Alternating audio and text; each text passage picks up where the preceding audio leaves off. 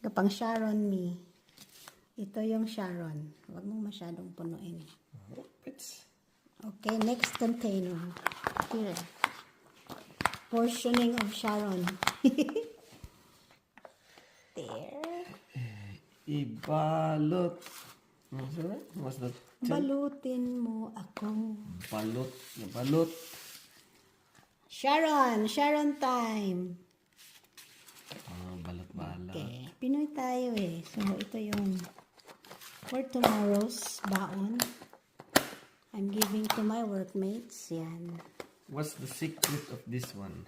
I don't know. I know your secret. You put something there that I only know of. Sharon. Okay. You put it here. Put it more. Okay. Next container. Ayan.